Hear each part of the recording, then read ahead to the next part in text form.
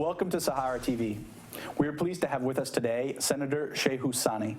Senator Sani is a Kaduna-based human rights activist and recently won the Kaduna Central senatorial seat after defeating his PDP opponent. He has been a long-time human rights activist and has been jailed or arrested by past military regimes and a staunch advocate for national reform for decades. Senator Sani, thank you so much for joining us. Thank you very much. Great. You're a prominent political actor in Nigeria's Senate. What specific reforms would you like to lead for the country? Well, first and foremost, before any reform, what is needed now is to restore order and security in parts of our country that has been taken over by the insurgents. That is very much needed. And fundamentally, the president needs to set up an economic team, not the economic team the time we have during Jonathan administration, whereby captains of industries, rent-seeking bourgeoisie, were led to head an economic team where they made policies to suit their own private businesses. We need an economic team of academics and economic experts that will set policy direction for the administration. And this policy direction must take cognizance of the reality that is on the ground. We have been an oil-dependent economy, and corruption is prevalent in almost all sectors. And the very fact that we have a very high debt that has been left behind by the previous administration. So we need to diversify our economy. We need to do all we can to restore the hope and confidence of foreign investors. Because right now, Nigeria's economy is almost on its knees because of what has happened in the last 16 years or the last 6 years.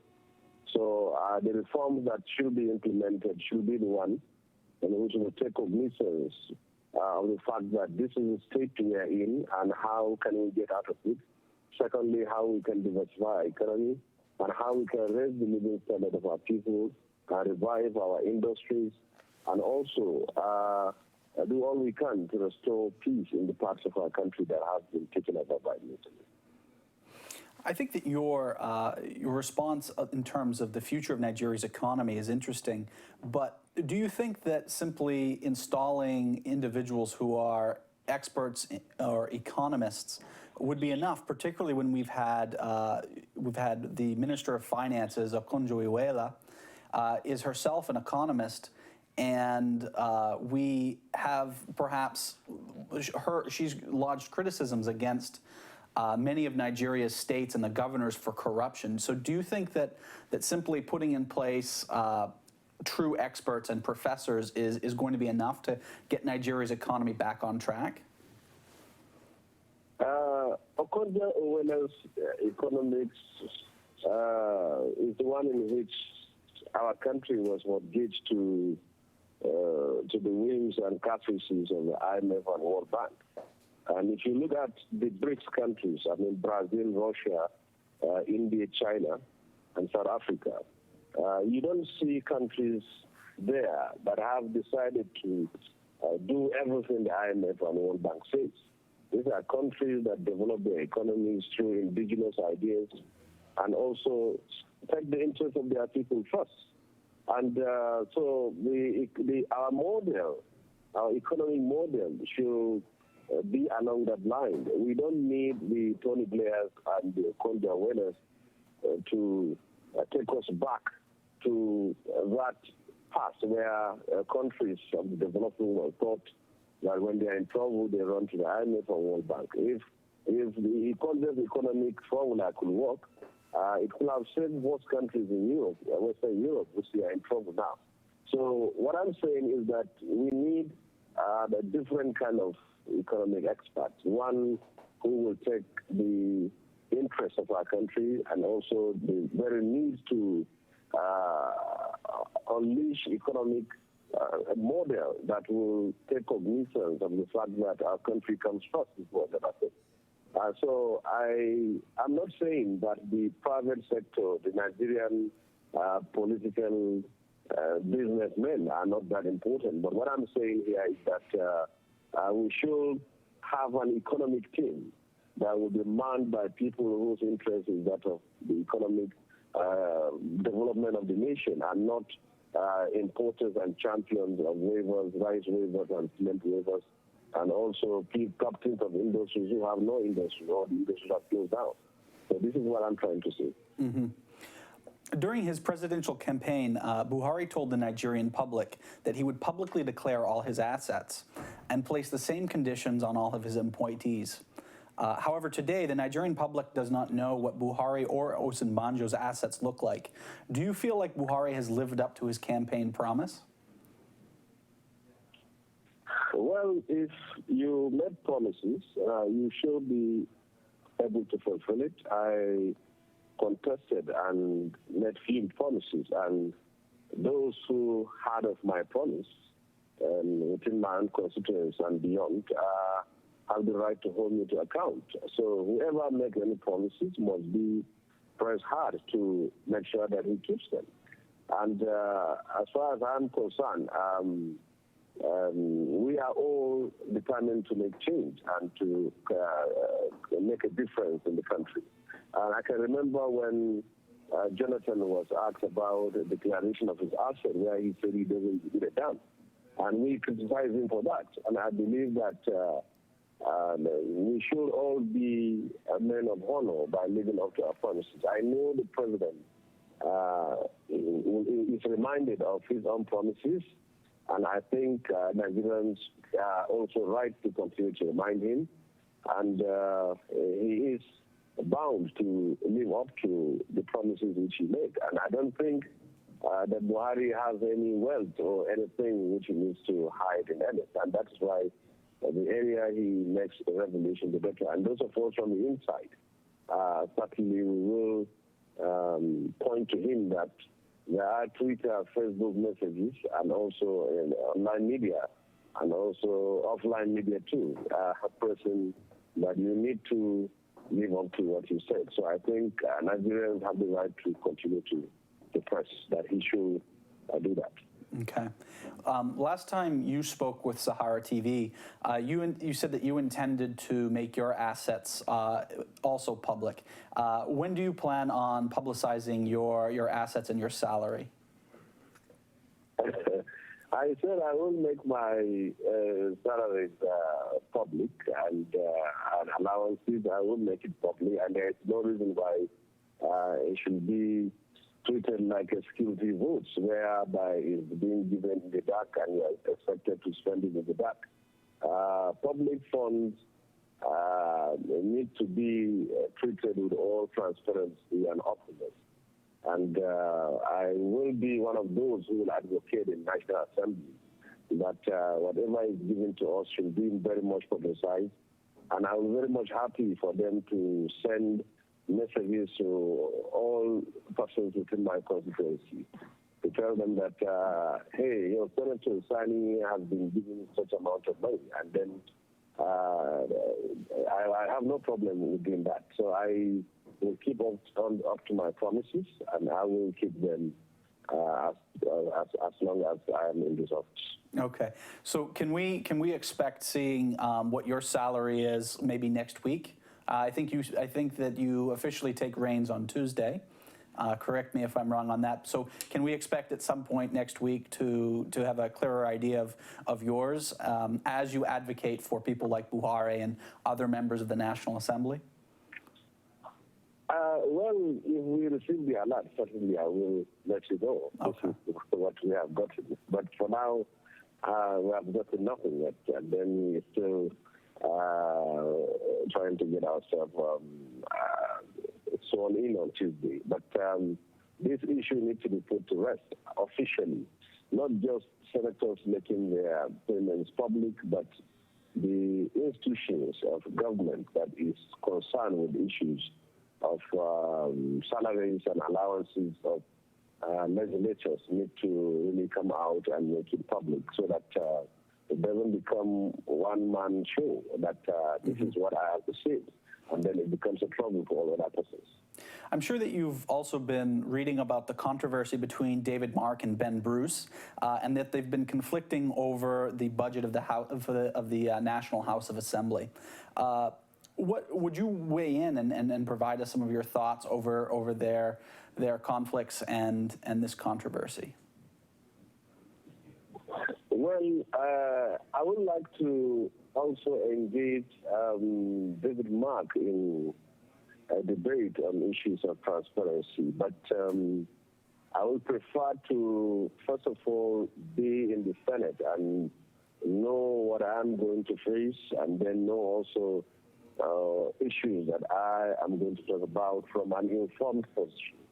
And I can't engage someone who has been there for the last 16 years in a debate when perhaps I may be talking from a position of ignorance or half knowledge. So what I intend to do is, first of all, let me be there and then armed with facts that are undisputable, and then I can make it public. So Ben Bruce is a fresh blood to be who will soon be in the Senate from Tuesday, and David Mark is an old horse. And when people come in newly, like us, it's just like people who are getting out of universities with fresh ideas, radical thoughts in their minds and whatever. So we are going in with the mandate and the demands of our people that there are a lot of expectations on us, and we have to live up to them, or else we will be condemned like the Senate which we have in the past.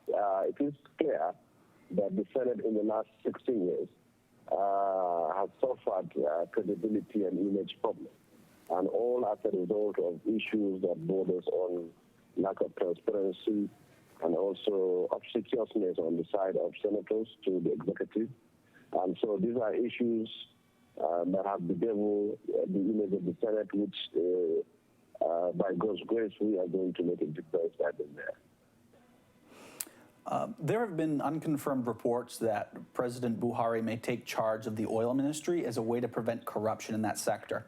If you were advising the president, what would you tell him about this idea? Well, there are positive and negative sides to this. The positive side of it is that he will hold himself accountable to whatever happens in the oil sector. So now we have somebody to hand, and then that sector, the performance or the problems that will arise from it will be tied to his own stewardship in office. So that's a good thing. And the bad thing about that is that issues that have to do with oil, which is the vertebra of the nation's economy, needs someone who will devote all his time for it, and someone who will not be taken over by some other things. But when you put the job of a president of a nation and then you put into perspective the very fact that he has other issues to attend to, security issues, foreign relations, domestic matters, and all those things, you will still see that even if he said he's in charge, it's simply going to be ceremonial. Certainly, the GMD of the NNPC will certainly be the oil minister. So I think it has its positive and negative side. But for me, I will have advised him to have someone whom he can trust and have confidence in, and then he should now do what he can. We have credible people who are knowledgeable in the oil industry.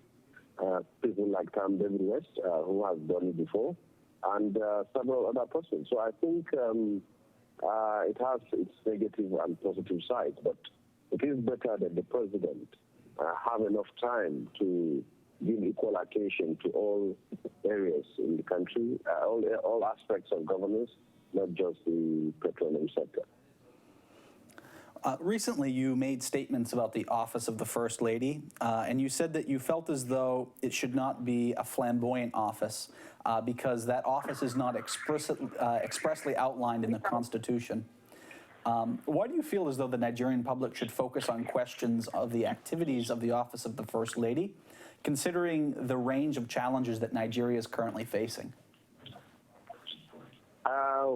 Well, I made the statement when the FIDA, the Women's Lawyers Group, visited me in my Kaduna office.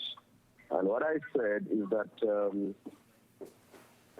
if we are really committed to making a difference from what we have inherited in the past, with what has happened during the time of Buharis, whereby Ture became a target, and then during the time of Goodluck, where Patience Goodluck became an object of ridicule and all those things. I said this time around, what is very much needed is that that philosophy of modesty and decency which this administration and this government have always preached should also be extended to the way in which the office of the First Lady is being worked on. I'm not particular about my sister Aisha Buhari. All what I'm saying is that we should ensure that that very office doesn't become a platform for jamboree, for flamboyance,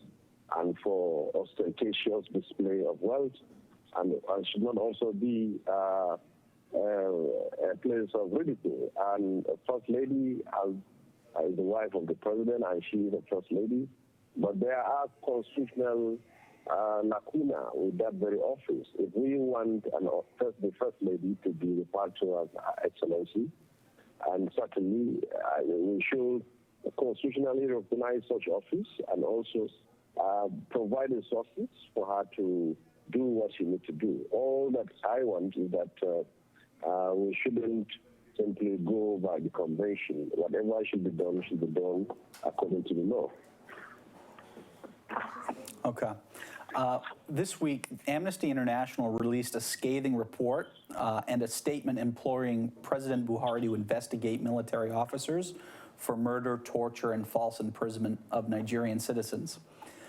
Major General Chris Olukolade, the spokesman for the Nigerian military, issued an official statement that Amnesty International was blackmailing the Nigerian military and only spoke out when the terrorists were losing. How do you assess the military's response to this report?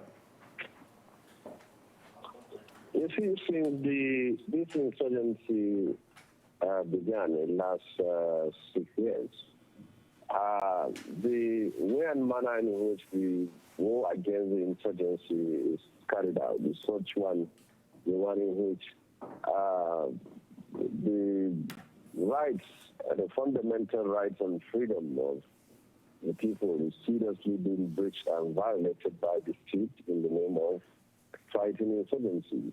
And we are a democracy, supposedly, and whatever we will do, including the prosecution of the war against the insurgents, must be done within the ambits of the law and must also take cognizance of the fact that we are a democracy. And because the insurgents kill and bomb, it is not also justification that our own security agency will also do it without being held to account. And you shouldn't simply burn a whole village with thousands of persons because you are suspecting that that village has one incident. So the report is a clear narrative of the situation on the ground in the northeastern part of Nigeria. And those dismissing it are simply being very defensive. But the Amnesty International has done a thorough job. And I have read the report even before now, and I am very much confident that this very report will be taken seriously by the President, Buhari, despite the fact that the defense headquarters have expressed reservation on the content of that report. And within the last 6 years, we have seen a series of rights violations. We have persons being arrested and thrown to jail in using the anti-terror laws. And we have also seen how people were collectively punished for the very fact that they are suspected of harboring incidents. We have seen indiscriminate arrest and prolonged detention and disappearance of persons. We have seen persons being framed up all in the name of fighting terror. So certainly you don't have a clean war or a war that is free of guilt. But as a democracy, as a constitutional democracy, we must always take cognizance of the fact that we are having institutions that need to account to us, both morally and politically. The military not excluded. You can't simply say because you are fighting terror, so you do what you want to do without being called to question. If you cannot be questioned by Nigerian legislators, you can't be questioned by the political leaders in the country. Certainly, international organizations like the Amnesty International certainly can question you, and this has a lot of implications. The reports have a lot of implications because names were mentioned, and so now it is left for those individuals to come out and defend themselves. But that report is the reality that is on the ground in northeastern part of Nigeria. Do you think that there's going to emerge a rift between the military brass and the president over this issue? So if we were to look at both press releases, the one sent by Major General Lukolade and the one sent by Garba Shehu on behalf of the president, they send two completely different messages. One, you've got name-calling and accusations of blackmail, and then the other is the president reaffirming its commitment to human rights, reaffirming his office's commitment to human rights, and that they're going to take the report with sincerity and investigate it. Do you think that this is going to emerge as an issue between the military and the office of the president? Kolade is not a politician, he's a military man, but he ought to know that things have changed and that the song that his former boss wants to hear may be different from the one in which the new boss wants to hear. If Jonathan is interested in listening to blues from Kolade, perhaps Buhari is more interested in listening to soul music. So what Kolade need to do is to respond in such a way that will actually reflect the interest and the concern of the new administration, which he failed to do. And the response by Garba Shehu is a true reflection of the views of the government, that is respect for fundamental rights and the prosecution of the war on terror without impinging on the fundamental rights of citizens, and also ensuring that the war against terror is not a license to also violate the laws of the country and the constitution and the constitutional rights of citizens. So I have seen serious conflict between those two reactions, and I am of the belief that that of Garba Shehu will carry the day. Buhari is not a novice. He was an ex-military head of state. Not just that, he was an ex-military commander in the northeastern part of the country and was also a military leader in that northeastern part of the country. So he is someone that is very much averse in the terrain in that part of the country. And for the very fact that he has ordered the military top brass to move from Abuja to the northeastern part of Nigeria, shows his commitment to it. Buhari has no option than to prosecute the war on terror and also protect innocent citizens. Right now, in my human rights office in Kaduna, I have been, for the last 6 years, I have received thousands of letters, complaints, and calls from many women whom their husbands were simply arrested and terrorism charges was placed on them. There were even some of our party members in the APC who simply had some brush with some other colleagues from the other party, and they were arrested, and they were charged with terrorism and sent to Kaduna prison. So these are all things which need to change so that the image of our country and that of the government will also be seen from a different perspective, both nationally and internationally. We can't continue to violate fundamental rights of citizens who are innocent in the name of fighting terror. And for my final question, there have been increased concerns that Buhari's administration may neglect local media and may not be as forthcoming with information as we would hope. For example, almost no information was revealed about the transition from Jonathan's administration to Buhari's administration. And recently, President-elect Buhari left the country and traveled to London for an unannounced visit with the Prime Minister there. Do you share these concerns that Buhari's administration may not be as transparent with information or forthcoming with members of the media? Well, you see, the danger of restricting information is that you will give the people the opportunity and the right to create their own information about you. And that will be very dangerous for the administration and very bad. So what I'm saying here is that I don't think he is going to do that. And there may be some initial hiccups because the government is just taking over. But when you have two seasoned journalists, Femi and then Garba, you can see the balance and the very fact that these people are from the media. Certainly they knew the implication of not giving the public through the media enough information about what the government is all about. And it will be to the undoing of Buhari himself if he will shut down the media. But people like us in the legislature and also as part of the government, we will not allow this. Nigerian media is one of the freest in the world and the socialists. And even though Nigerian media have no culture of supporting government policies and programs and being pro-government, but I knew that things will change for the better. And this time around, the government that comes to power through popular mandate and also the strong input of the media.